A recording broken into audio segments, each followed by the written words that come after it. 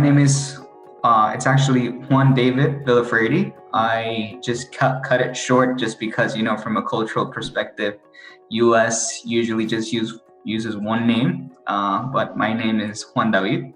So I'm originally from Cali, Colombia.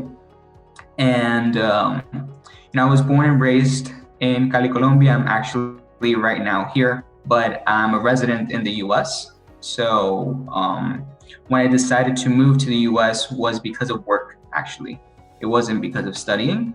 But while in the US, I started, maybe questioning, well, not questioning, but actually thinking, okay, maybe this is the right time to start school as well, because I majored in economics and international business, and this program at Fordham University, which is here in Cali, offered a broad scope of economic theory, but bundled with marketing knowledge, finance knowledge, accounting.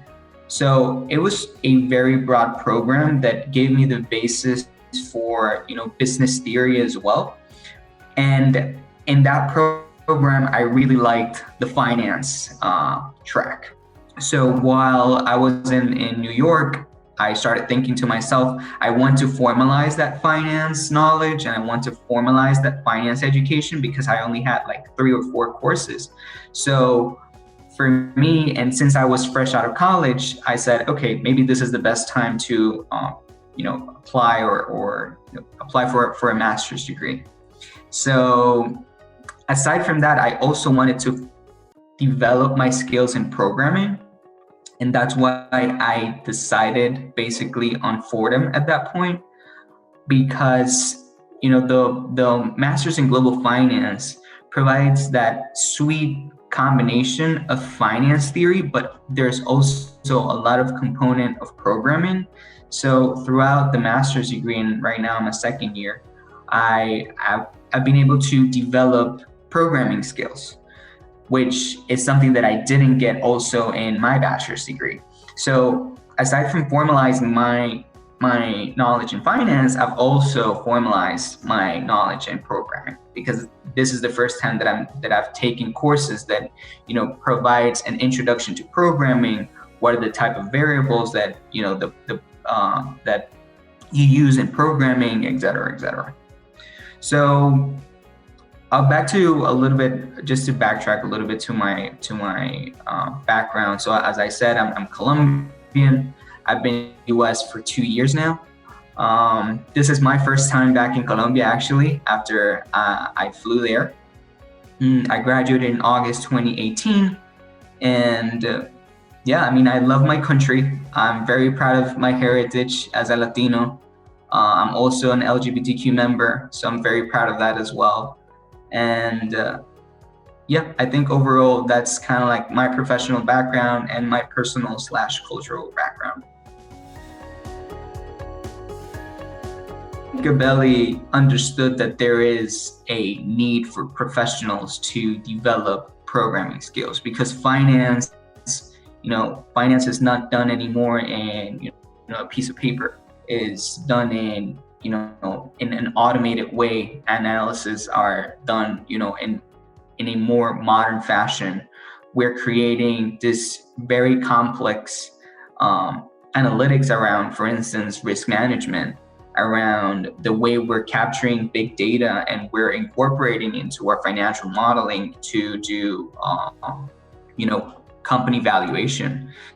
So I think Fordham, what they did was they understood that companies were migrating rapidly to a more migrating to a more technological approach, and therefore they wanted to provide that type of skill as well, because that is going to be a excellent way for a professional that is just starting to step up their game, right? And I've seen it myself right now, because as I've mentioned, when I went to the US, it was because of work, and I'm currently actually doing a full-time master's and a full-time job as well. I work at Newmark Knight Frank as a Senior Analyst in Finance Transformation and Business Reporting. So I deal a lot with technology, actually. I'm managing a lot of projects that involve artificial intelligence. I manage projects that involve dashboarding. And in order to understand how databases are created and managed, it's a fundamental, point of knowledge that every professional should have.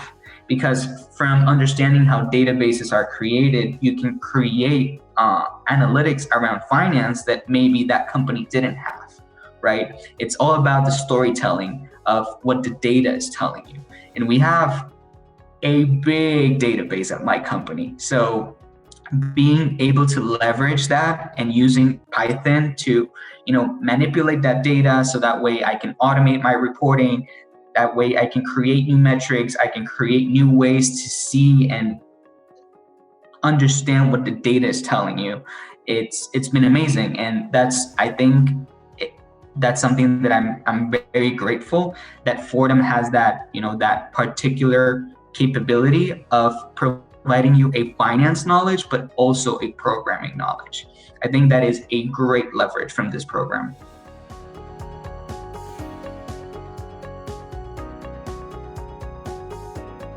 There is two components. First of all, and I think this is one of the, what attracts the most for most of the students is just the fact that it's in New York, that it's in, an amazing campus next to Central Park. Just the whole vibe of being in New York, getting into a train, getting into school is just an amazing sensation. And for me, it was also very practical because I work in front of Grand Central. So I think that was also a very important factor because I was able to move from my job to school in 15 minutes, 20 minutes. And that's also something that students can potentially leverage when they're doing their internships, right? They can easily go from Wall Street or from wherever they are in Midtown, Uptown, and go to school very quick. So it kind of like gives you that nice balance between your job and, your job / internship and your school time because, it reduces the commute. And then the second part is more of actually, I'm going to divide this in three parts. The second part is more about the academics. As I mentioned, I was actually inclined to other universities and I was looking for an MBA, but since I had only like 1 year of experience, I was a little bit nervous, like, should I pursue an MBA? People are usually like saying like, you should have more experience in order to pursue an MBA. I still think that, I have a broad scope of business knowledge, so I was feeling confident. But I went to a tri-state MBA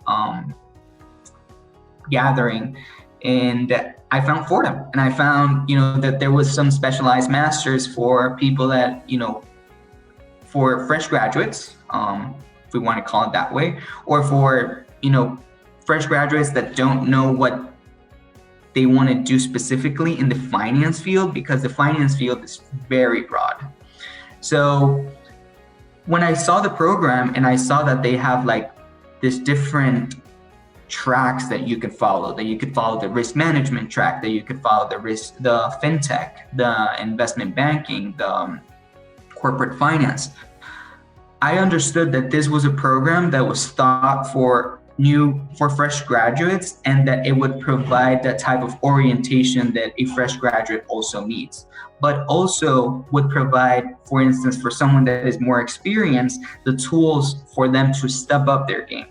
So at that point, I understood, okay, the global finance program is not only providing me the tools to understand where I see myself in finance, but also is providing me the tools that a professional or experienced professional needs in order to step up their game. Just because, there's the programming side, there is, the faculty is amazing and they have experience in investment banking, they have experience in corporate finance, risk management. So having that capability of also engaging in conversations with faculty that could not only show you the theoretical part of finance, but also provide you a real-time experience of what they've learned so far, it's amazing. So for me, that was kind of like the second component that and compensates that decision. And then the third component is just the possibilities that come up with being in a campus in New York, which is networking, right? When I came from Colombia, I didn't really have a network. I knew a couple people, but it was mostly my family. So, and at work, you know, you're limiting your network to basically work. So having the capability also to engage with other people that are in different programs, that have different experiences, because what I tried to do, and this was a little bit difficult with, you know, the time constraints that I had, but what I tried to do was try to go as, you know, to as much events as I could. So in that, I could also create some sort of networking, improve my public speaking skills, understand how did I see myself as a professional, and how did I want to project that to other people, because I've been able to shake hands with CEOs, CFOs. I could be talking with someone just, you know, not knowing who they are, and then when it's their turn, it's like, oh yeah, I'm the lead for the risk management of, I don't know, Bloomberg. So that is an amazing experience, because Fordham offers those spaces where you could be with whoever, and you not knowing who this person is, and you could get a really nice surprise. And also, you know, get to know a little bit more about the experience of other people, and get to know a little bit more about what their career has been, and therefore, okay, is this something that I'm interested on? Is it something that I'm not very interested on? Not necessarily has to lead into a job placement. Is, you know, just having a conversation with someone, getting to know them. This is, you know, I feel very grateful about that.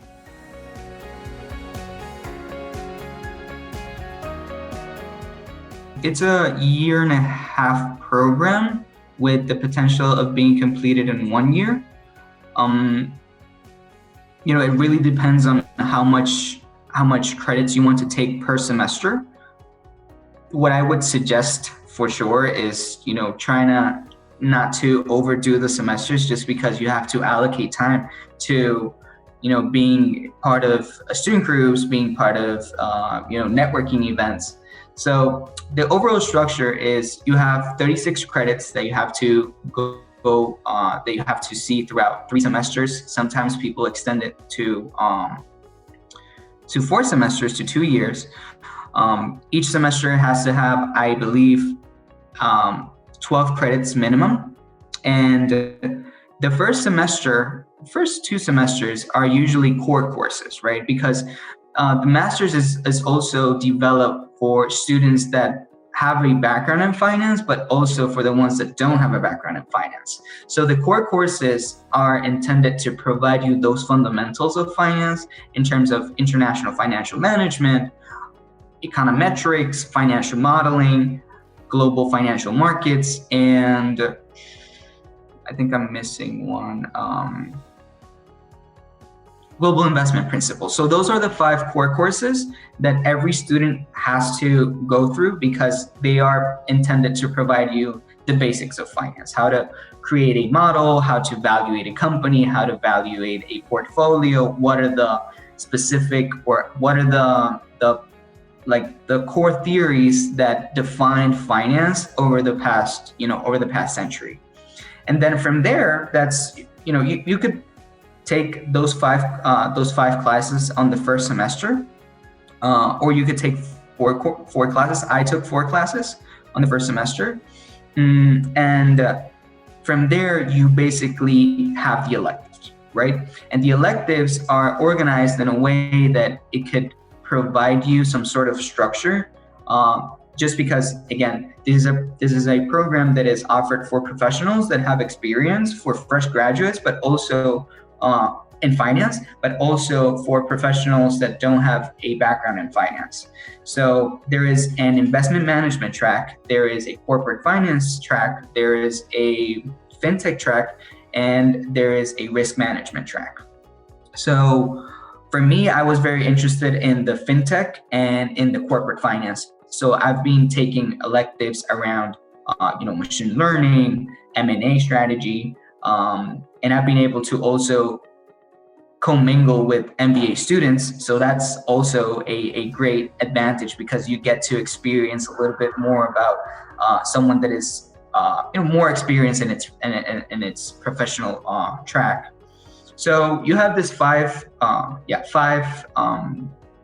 tracks that you could follow, and from there's a lot of classes that have, again, like programming basis. So I think that's what I really enjoy, and what I think it's one of the biggest points from the global finance program, is because they're not only providing you theory, but they're also providing you real life cases. For instance, my M&A classes, my investment banking classes are usually theory, but also cases. So we can, just 2 weeks ago, we were discussing, for instance, the Procter & Gamble and Gillette acquisition. So having the capability to talk with someone that is a professional in investment banking and absorbing all this knowledge of how the deal structure was, it's just a great way to get a tap of what that industry is, but also start learning of that industry.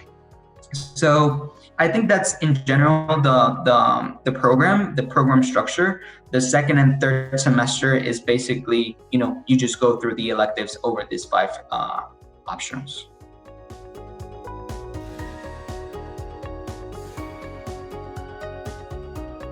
All the time.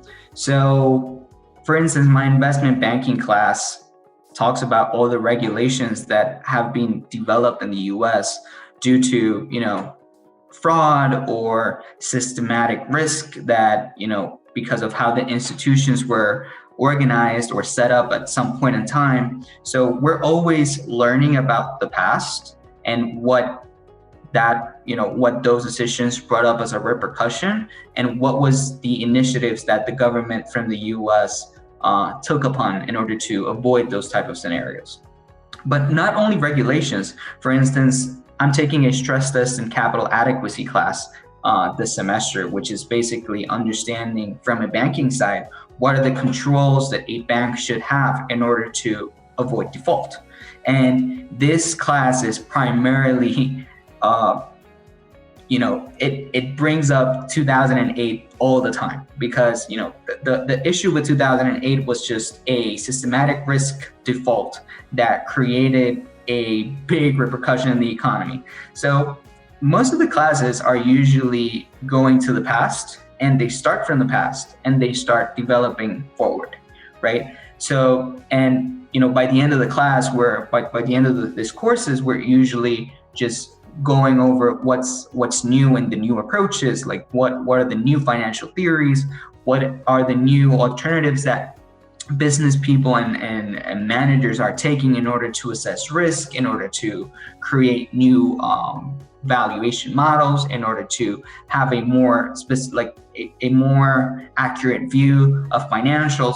So we're always doing that, going back and then going forward, because understanding what happened in 2008 and what that flexibility of the institutions brought upon the economy is very important, just not only to create better professionals, but also educate us in our history.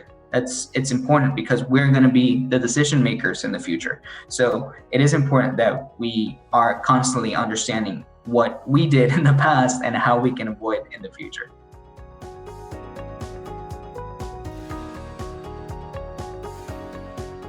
So aside from the admissions office, just FYI, I'm also part of the Gabelli group, and I'm part as peer advisor. Peer advisor is basically a new program that was instituted this semester, and is intended to provide help to upcoming students for them to adapt into the program in New York, et cetera, et cetera. This is something that I also appreciate a lot from Fordham, is that they have a holistic view.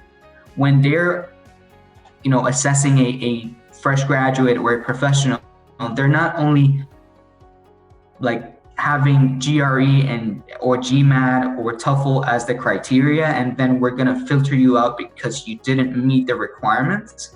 They're gonna give you a holistic approach, right? They're gonna understand, okay, have you been proactive in, society or at your university? What student groups were you part of? What projects were you involved?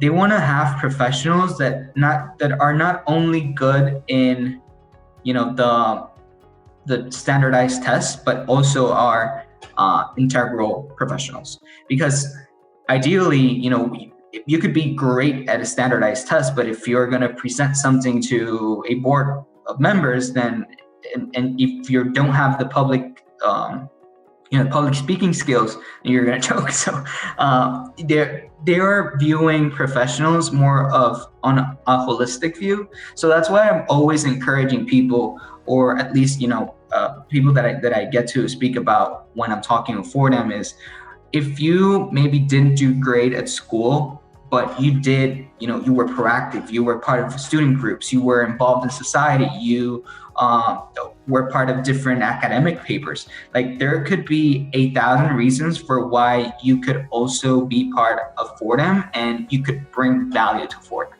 Because ideally, what they want in Fordham is not only students that do great in their grades. They want students that are going to provide value to the university, right? And value is measured in, okay, are you representing Fordham in the society? How are you representing Fordham in the business cases competitions? Like, there are multiple ways where you could bring value to Fordham. So I'm guessing, like, my approach in order to apply I would say just like sit down and start thinking, how can I bring value to Fordham? And that's basically what you have to sell. I've been part of the student groups. Potentially I can contribute to student groups in Fordham, and I can create this type of events. I have this type of experience. So that's the way you have to sell yourself. And don't be discouraged just because maybe you didn't do great in the standardized test. I didn't do great in standardized tests, to be honest. Like, I feel like I'm a person that is very outgoing, very clever, very intelligent, but I get too nervous with standardized tests. So I don't get a perfect score. So yeah, I think my approach was just to sell myself, sell my personal brand, and from there, they're gonna appreciate all of that.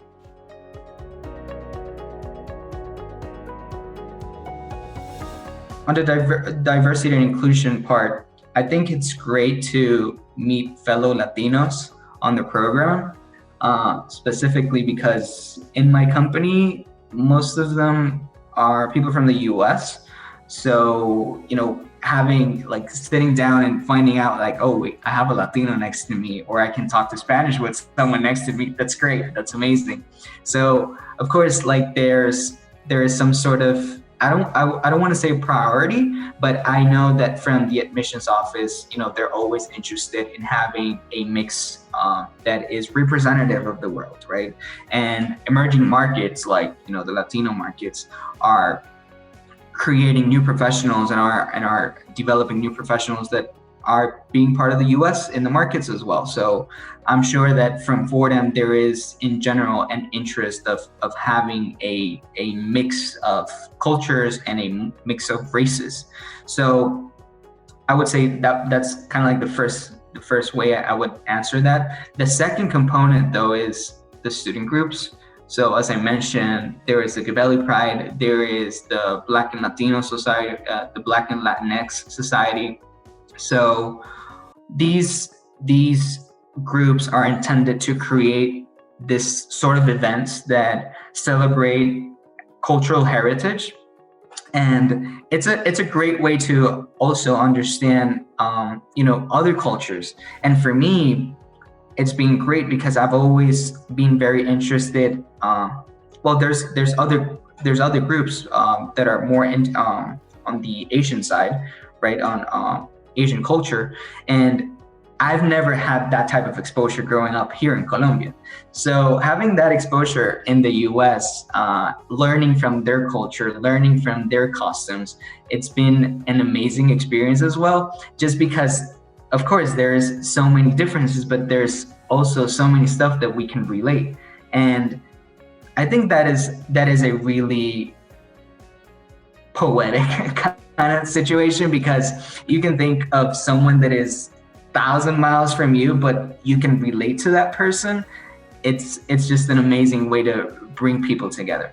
So I feel like from a D&I perspective, Fordham, it does a good job. And there's actually, they have a D&I summit where they bring, people from different backgrounds. They bring women of color, and they bring, interesting speakers. From last time that I was there, we had a speaker from Google, we had a speaker from EY, there was another one from JP Morgan, and those speakers spoke about how D&I is also creating impact in those type of companies. So I feel like society is moving towards the D&I equity being a fundamental part of the development of that institution. So of course, Fordham is not the exception in that side. They're pushing forward to continue creating equity around equity and inclusion around, the different groups that have been historically misrepresented.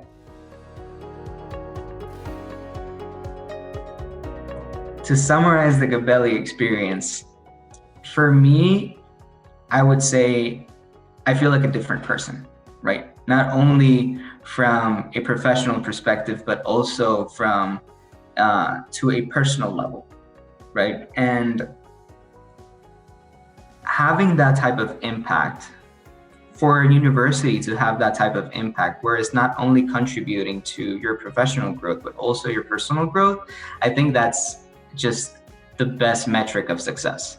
Because at the end of the day, you're investing in yourself. And the idea of getting a degree, of course, it's what society and the market has pushed every professional to do. But if at the end of the day, you're only getting a degree, but you feel like you're the same person as you were, just with an added, piece of paper, then you're not really achieving the goal of going to grad school. Right? Going to grad school is more of an experience, and particularly in Gabelli, for me, it has been an experience where I've been able to develop my English skills, where I've been able to develop and understand more about cultures, where I've been able to create new knowledge, get more involved in what I do as a professional, feel more passionate about what I do. And those, that type of impact for me is something that I'm getting from that Gabelli experience, and for me is the best success metric, because you're moving from point A to point B. It seems very simple, but there's all this ups and downs that are creating this holistic professional, and I feel that way. I feel like I've been able to develop myself not only in the finance and on the finance field, but also as a professional, as a way to not manage, but interact with people in order to create more lasting relationships. The way the way I'm enjoying what I do. So I feel like all of that was given by the Gabelli experience, and all those components that I've been talking about were not those components I didn't have in mind when I was applying to Gabelli. When I was applying to Gabelli, it was more about, I want to formalize my finance background, I want to network, and I want to, learn programming. But there's all this value added with it that I couldn't imagine at that point. And because I wasn't part of that Gabelli community, I couldn't really see it. So I guess my message is, if there's 1,000 reasons, and there's 1,000 reasons for students to choose Gabelli. There's also 1,000 universities and 1,000 programs, but from what I've seen and from what I've experienced, Gabelli has make me a better person. And I think for me, that's the best value added. Not only on the finance, not only on my professional track, but in general, a better person.